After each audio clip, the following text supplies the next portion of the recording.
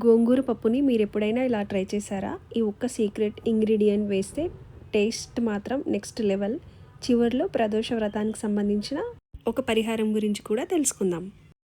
ముందుగా కందిపప్పుని శుభ్రంగా కడుక్కొని సరిపడా నీళ్లు వేసుకొని అందులో కొన్ని పచ్చిమిర్చి, గుప్పెడు పల్లీలు కూడా వేయండి. చాలామంది ఈ టిప్ ఫాలో అవ్వరు, కానీ గోంగూర పప్పు రుచి నిజంగానే అద్భుతంగా ఉంటుంది. ఇప్పుడు పప్పును బాగా ఉడికించుకొని పక్కకు పెట్టుకొని మరోవైపు స్టవ్ పై కడాయి పెట్టి కొద్దిగా ఆయిల్ వేసి ఆయిల్ వేడయ్యాక కొన్ని వెల్లుల్లి రెబ్బలు, ఆవాలు, జీలకర్ర, మినపప్పు, శనగపప్పు, 2-3 ఎండుమిర్చి వేసి తాలింపు సిద్ధం చేసుకొని తర్వాత కొద్దిగా కారం, చిటికెడు పసుపు, శుభ్రంగా కడిగి పెట్టుకున్న గోంగూరను కూడా వేసి బాగా కలుపుకొని సిమ్లో పెట్టి గోంగూర పూర్తిగా మగ్గి నూనె పైకి వచ్చే వరకు ఉడికించుకోవాలి. ఇప్పుడు తగినంత ఉప్పు వేసి నానబెట్టుకున్న చింతపండు రసం పోయాలి. చింతపండు బాగా ఉడికిన తర్వాత ముందుగా ఉడికించుకున్న కందిపప్పును అందులో వేసి బాగా కలిసేలా కలుపుకొని మరొక 5 నిమిషాలు సిమ్లో పెట్టి మరిగిస్తే గోంగూర పప్పు రెడీ అవుతుంది.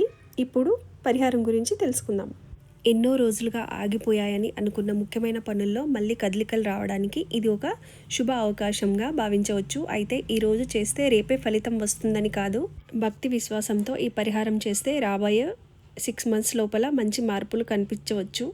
కుదిరితే ఈరోజు ఉపవాసం ఉండి ఈ పరిహారం చేసుకోవచ్చు. ఉపవాసం ఉండలేని వారు మధ్యాహ్నం కేవలం శాకాహారం లేదా తేలికపాటి టిఫిన్ మాత్రమే తీసుకొని సాయంత్రం ప్రదోష సమయంలో పరిహారం పూర్తి చేసిన తర్వాత భోజనం చేసుకోవచ్చు. మీ ఆరోగ్య పరిస్థితిని బట్టి శరీర తత్వాన్ని దృష్టిలో పెట్టుకొని ఈ నియమాన్ని పాటించుకోవాలి.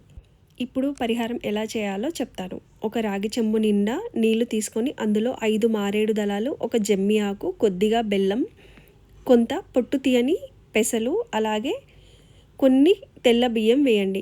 ఈ నీటితో సాయంత్రం ప్రదోష సమయంలో పరమశివునికి అభిషేకం చేయాలి. ఇంట్లో శివలింగానికి చేసిన, ఆలయంలో చేసినా పర్వాలేదు.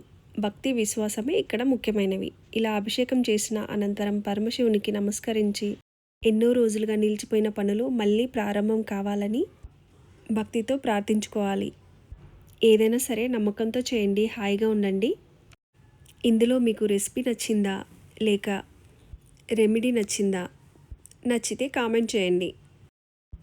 Cook fine, shine divine. Thanks for watching.